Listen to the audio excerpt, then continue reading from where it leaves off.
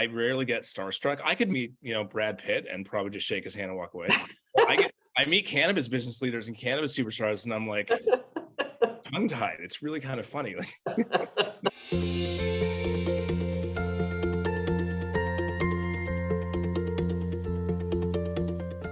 Nancy, thank you so much for joining Cannabis Matters today. It's an absolute pleasure to have you. Thank you. It's a pleasure to be here. You've had quite the journey with Wana Brands. Walk us through your background, how you initially decided to get into the industry, and how you've really become known as the queen of legal weed. My background is actually very traditional and kind of conventional. I have an MBA. I worked in corporate America in financial services and technology for years and years, and then ended up moving to Colorado. Gosh, when was that? That was about 25 years ago, and started consulting because I had 2 young children and wanted to have a little bit more flexibility with my time. And what I really found was that I found it very hard to scale a services-based business because mostly people were hiring me. And I never did figure out how to build it to something that would be sellable at some point or whatever. So I was always really very interested in a product-based business. And then some serendipity happened. I literally was never thinking about cannabis. I always joke that I need a better backstory. But what happened was one of my kids had a friend over, and her father came to pick her up, and we got to chatting, and he was a commercial real estate developer, and 2010 was a really hard time to be a commercial real estate developer in Colorado. And I asked him, so what are you doing these days? And he said, you wouldn't approve. And I said, oh, really? You don't know me that well. Why don't you give me a try? And so he told me he was doing an infused soda pop company. And that was actually very funny because while I was very familiar with cannabis, I actually wasn't familiar with sort of the medical terminology around cannabis. So I said, what's it infused with? I actually didn't even know what he was talking about, but sort of going a little quicker, we ended up building out a kitchen with him. He was already in business, but he was just making soda at that point. And we parted ways rather quickly, as many of those early cannabis partnerships were like that. But, he got us going, and we continued on. And, it's kind of a funny thing. I really didn't understand the power of what we were doing because I had always used cannabis recreationally. And of course, at that point in Colorado, it was just medical. And while I certainly didn't discount it, I had no personal knowledge of the medical uses of cannabis.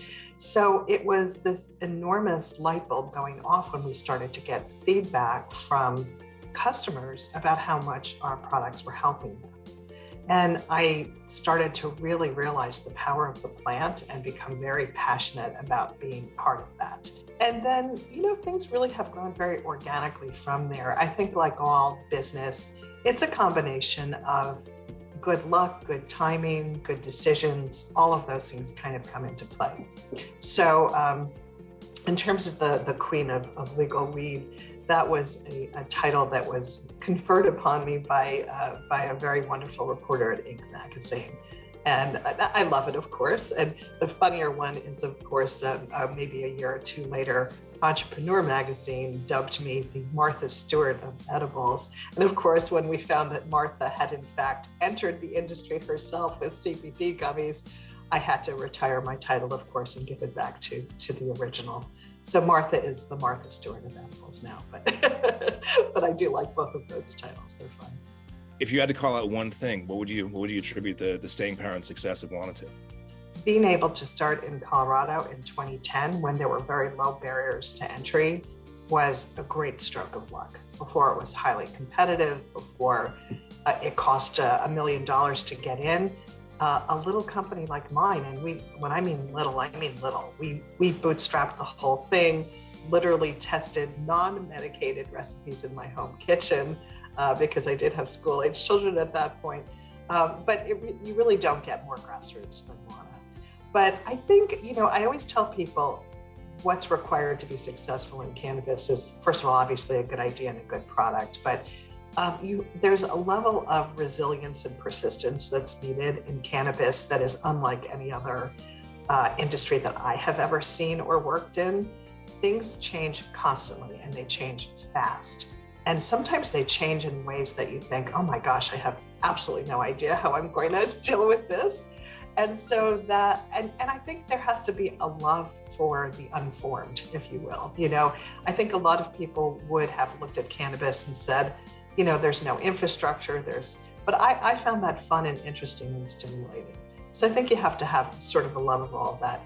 And then I would say that, being fascinated by the plant and the power of the plant is one of the keys to success as well. As you think about team building, I'm sure your thinking has evolved over the years. Mm-hmm. How do you think about organizational design, the art and science of building teams and hiring strategies in today's job market? Yeah, I mean, organizational design might be a little lofty for how I think about what we do at Wana. We're still a relatively small organization. And so both by necessity and also just by philosophy, we're pretty flat. We don't have a lot of layers. It's very unbureaucratic. It's functionally, it works very, very well that way. Colorado is a pretty mature market. So most of our growth and most of our hiring is actually happening in the 15 other markets where we have a presence in the US, and then also 9 markets in Canada. And, we really are looking to beef up that piece of business and put more resource into the field closer to the market. So a lot of our hiring is really there. In terms of sort of hiring philosophy, I think I would say that if we have an underlying philosophy, which also feels a little lofty to me, but I suppose that we do have one, I really think that it begins with making sure that Wana is a place where people would want to work, right? Because, you can, if you're a good salesperson, you can talk people into coming to work for you. But if you're not really a great organization and you don't really have a culture that's inclusive and supportive, people are not going to want to stay there. So that's really a lot of, what we focus on. Obviously, competitive salary, competitive benefits are obviously important. But we want a place where people feel valued and supported. We try to cast a very wide net when we are recruiting to get the most diverse candidate pool that we can get. And then we hire the best person we can find, which not coincidentally is often the most diverse candidate. So, I'm very, very pleased how that's shaped up at Wana. How do you deal with the right amount of legacy talent and cannabis acumen and outside talent from maybe Fortune 500, traditional CPG for business acumen to be able to grow and scale the organization? And that balance looks differently based on where a company is at, from its size, its scale, its trajectory, and where it's at on the maturity curve. So I'm curious, how do you and Wana think about balancing that in real time as you've grown and evolved? Yeah, that's a great question. And I've seen the pendulum swing both ways as I've watched other companies try to do this. Most of us, started out with some level of sort of legacy knowledge, I would say. And then, I started to see companies swing towards big CPG hires, for example, on my side, on the brand side of things. The people who are coming out of that world often have incredibly wonderful skill sets. But what they know how to do generally is to launch and scale for a national business, which is completely different than what we have in cannabis. So in terms of my own philosophy on hiring, and I just recently hired both a new COO and a new CFO. I do really like it when people come in with larger company experience, but I'm also looking for evidence that they have an entrepreneurial flair and the ability to flex, was what I was saying before, with the persistence and the resilience.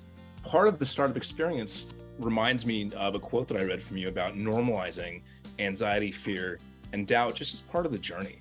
And so How do you balance these from a personal sustainability perspective, and how do you encourage other leaders at Wana to do the same? I think you have to make room for others to talk about how they're feeling about things. And, I'll give you a concrete example because this is all sort of abstract what I'm talking about. But when we completed the transaction with Canopy, when you go through an experience like that, it's exciting and wonderful and amazing and all those great things. And then you kind of look around because, as of course, these things take a long time. You're setting up for them for literally years, right? You're trying to get the company ready, you're getting yourself ready, and then all of a sudden it's done. And there's sort of a recalibration period of time. And I was really, really feeling it, like, what's it all about? Now what's my new why, And I started to talk about it with my leadership team and said, I am feeling this. Are you feeling this too?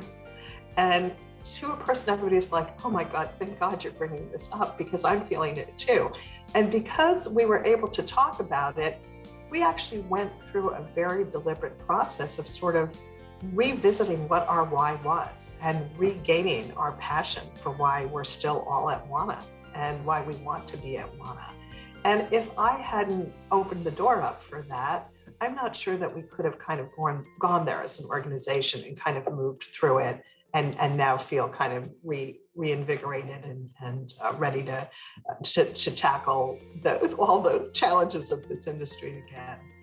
And what is your why? I think our whys really have to do a lot with the excitement of being part of an industry that we really feel has the potential to do major good in the world. And to be focusing on innovation and research that's going to move the needle on that. I'd love to hear your thoughts on Wana as a platform for good. You're doing a lot of work in the realm of social responsibility, Cannabis for Justice, the Wana Foundation.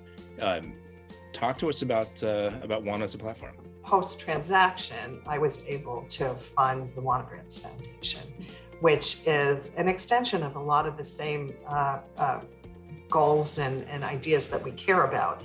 And, I guess just to describe it sort of briefly, what we focus on both through Wana CSR, although there's some stuff that we can fund through Wana CSR that we can't do through the foundation just because it has to, have a certain 501c3 designation. But we focus on a lot of what we call life essentials, or things that we feel that everybody needs to have access to have a decent life. And those include food security, housing, mental health, social justice, voter rights and education, sustainability and community and connection. So those are kind of our key areas. And then in addition to that, we also do larger gifts for medical research and cannabis education, and specifically cannabis education that helps support creating a more diverse industry with opportunity for everybody. So those are some of the focus areas. In terms of what we've done so far, just a couple of examples on, for example, the voter education. We've partnered with the League of Women Voters, and they come with us and we do pop-ups together. And so at the pop-ups, we're doing voter registration and also checking on, because a lot of we are targeting young people who I'm sure are least likely to vote in the midterms. And we want to make sure that their addresses are correct, right? Because if they don't get that, then they don't get the mail-in ballots. And all the statistics show that if you don't get the mail-in ballots, the chances that you're going to vote go way down. We also support Vote 411, which is the League of Women Voters' major voter education website. And it's kind of a cool thing because to my knowledge, I think we're the first cannabis company that they have partnered with.